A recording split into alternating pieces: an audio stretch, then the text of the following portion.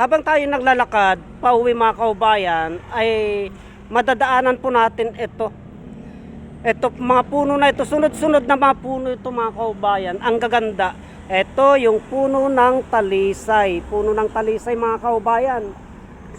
Ito po, ang lulusog oh. Hindi ko maabot. Yang ganyang kalulusog na mga dahon ng talisay, ang dami po hanggang doon po yan. Yang ganyang mga dahon ng talisay ay napakarami pong karamdaman ang kayang lunasan nito mga kaubayan. Kung inyo pong makikita, itong dahon ng talbos ng itong tangkay ng talisay na ito, yung mga isang dangkal, ay napakabisa po yan sa arthritis. Sa arthritis po ito mga kaubayan, yung mga namamagang kasukasuhan, yung dito sa may mga daliri, naninigas, mabisa po yan. Ang proseso po ng paggamit niyan, kinukuha po yung tangkay niyan ng mga isang dangkal, yung medyo malambot pa po, linalagat, ibinababad yung kamay na may arthritis. Yan po, yung makikirot, yan po, ang isang kakayahan ng talisay na eto. At yung talisay na yan, yung mga dahon yan mga kaubayan, ay maganda po yan na ilinalaga at iniinom. Sa may UTI po mga kaubayan, itong talisay na eto, maraming nakakaalam sa ating mga kaubayan na itong talisay ay isang uri ng halamang gamot na panggamot sa mga karamdaman. Ngunit hindi po nila alam kung paano po yung proseso, kung paano po yung paggamit.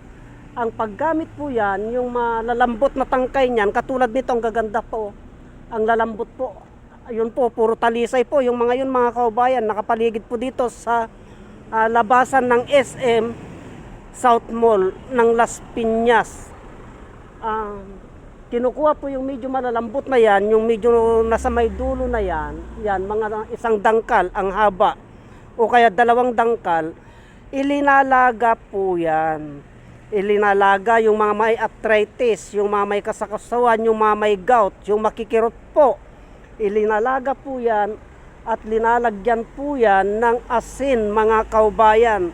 Saka po ibinababad yung mga kamay, yung masasakit na kasukasuan na ganyan. Ganyan po ang proseso ng paggamit niyan. Maliban po dyan ay ilinalaga po yung talbos niyan.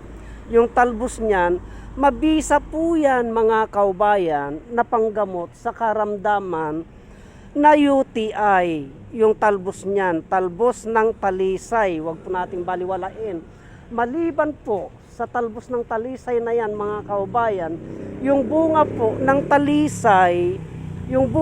talisay, ay maganda po yan mga kaubayan na pangkuan sa uric acid. Sa uric acid po, yung ma-acid po, yung bunga ng talisay na yan. Yung mura pa po, yung malambot pa po mga kaubayan. Kasi yung malambot pa po na bunga ng talisay ay kahit isawsaw mo na lamang po sa asin yan at kinakain mo po ng mura yan. Ganun po ang ginagawa namin yan. Yung bunga ng talisay, yung maliliit pa po. Katulad po nito, mga bunga ng talisay ito. Kaya lang, magugulang na. Ito. Mga bunga ng talisay ito, yung mura pa po na ganito, yung wala pa pong buto, yung mga ganito lamang po kalalaki yun po ay mabisa. Kusang kinakain na lamang po namin yun mga kaubayan. Pag namitas po kami ng bunga ng talisay, kusang kinakain na lamang po namin yun at isinasawsaw na lamang po namin sa asin o kaya puro-puro po na kinakain na po yun mga kaubayan.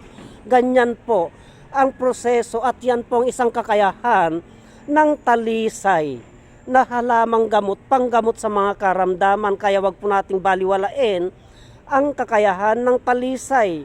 Matagal na po namin ipinalabas sa mga herbalist sa YouTube, sa Facebook, itong talisay. Matagal na po namin ipinalabas yan mga kaubayan kung ano po ang kakayahan ng talisay.